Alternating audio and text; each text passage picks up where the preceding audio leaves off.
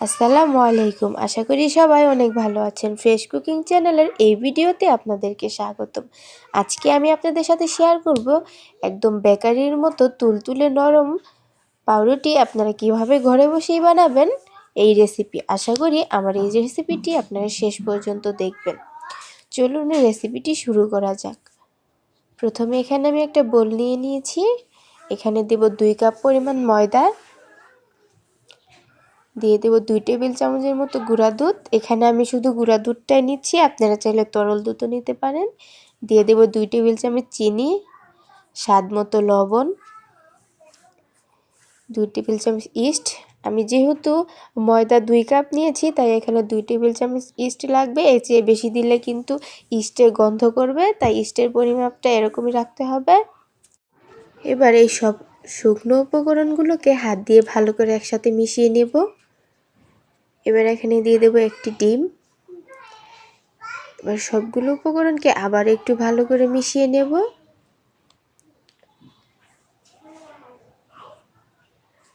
মিশিয়ে নেওয়া শেষ হয়ে গেলে এবার এখানে আমি হালকা গরম পানি নিয়ে নেব। পানিটা একটু হালকা হালকা কুসুম কুসুম গরম রাখতে হবে, বেশি গরম পানি দেওয়া যাবে না। এবারে একটা নরম ডো তৈরি করে নেব। আমরা বাসায় যেভাবে রুটি খাই তার থেকে একটু বেশি নরম করতে হবে। এখানে আমি দিয়ে দিচ্ছি 2 টেবিল চামচ সয়াবিন তেল। দিয়ে এবার ভালো করে আবার কিছুক্ষণ মেখে নিব। একটু সময় নিয়ে মাখতে হবে, নইলে কিন্তু ডোটা তেমন একটা নরম হবে না। এবার আমি ময়দার ডোটার উপরে একটু তেল লাগিয়ে দিব। তেলটা লাগিয়ে নেওয়া শেষ হয়ে গেলে এবার এটাকে আমি 2 ঘন্টার জন্য রেস্টে রেখে দেব। 2 ঘন্টা পরে আবার চলে এসেছি, দেখুন আমার ডোটা ফুলে কিন্তু ডাবল হয়ে গেছে। এবার এই ডোর ভিতরে যে হাওয়াটা আছে সেটাকে বের করে আবার কিছুক্ষণ একটু মেখে নিব।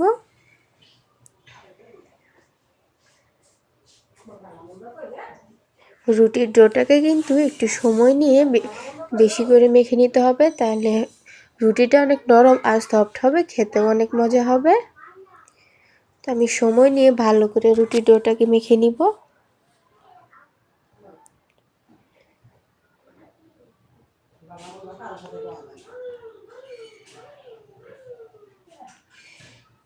কিছুক্ষণ মেখে নেওয়ার পরে রুটির ডোটা অনেকটাই নরম হয়ে গেছে।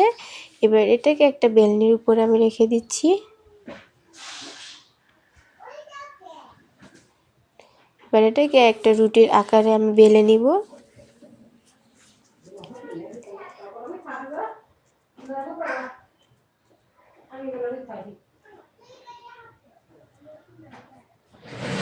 এবার একটা ছুরির সাহায্যে এটাকে আমি পিস করে কেটে নিব।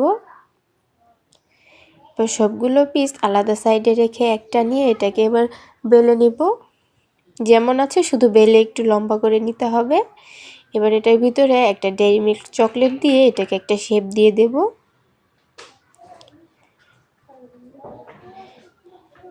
দেখুন কতটা সুন্দর হয়ে গেল। এইভাবে করে আমি সবগুলো রুটি তৈরি করে নিব। রুটিগুলো তৈরি করে নেওয়া শেষ হয়ে গেলে এটাকে একটা সুতি কাপড় দিয়ে ঢেকে আমি আধা ঘন্টার জন্য রেখে দিব, যেন ফুলে আবার ডাবল হয়ে যায়। আধা ঘন্টা পরে দেখুন রুটিগুলো কিন্তু অনেকটাই ফুলে গেছে। তো এবার এখানে আমি একটা স্টিলের প্লেট নিয়ে নিয়েছি। একটু তেল ব্রাশ করে আরেকটা কাগজ বসিয়ে দিলাম।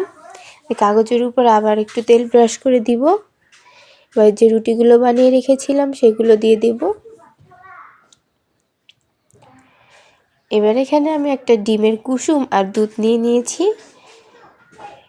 এবার দুইটাকে একসাথে মিশিয়ে রুটির উপরে ব্রাশ করে দেব, তাহলে কিন্তু রুটিতে পারফেক্ট একটা কালার চলে আসবে। ব্রাশটা না করলে কিন্তু রুটির উপরে তেমন একটা কালার আসবে না, তাই সবসময় খেয়াল রাখবেন রুটির উপরে ডিম আর দুধের মিশ্রণটাকে দিতে। তো এবার এটাকে আমি চুলাতে বসিয়ে দেব। চুলাতে আগের থেকে একটা হাঁড়ি বসিয়ে রেখেছিলাম। এবার এখানে একটা খাতার পাতা দিয়ে দিব, একটা স্ট্যান্ড বসিয়ে। এবার রুটি রেখেছিলাম ওই প্লেটটা দিয়ে এখানে চেষ্টা করবেন সবসময় সিলভারের ঢাকনি দিয়ে ঢেকে রাখার জন্য। সিলভারের ঢাকনি দিয়ে ঢেকে দিলে কালারটা কিন্তু তাড়াতাড়ি আসে এবং অনেক সুন্দর হয়। চলে আসলাম 45 মিনিট পরে। দেখুন কত সুন্দর কালারটা হয়েছে রুটির। এবার এখানে আমি একটু ঘি ব্রাশ করে দিব। আপনারা চাইলে এখানে বাটার বা সয়াবিন তেলও ব্রাশ করে দিতে পারেন। আমার পাউরুটিটা তৈরি হয়ে গেছে। এখানে এটা আমি একটা ইলেকট্রিক কুকারে রুটিটা বানিয়ে নিয়েছিলাম।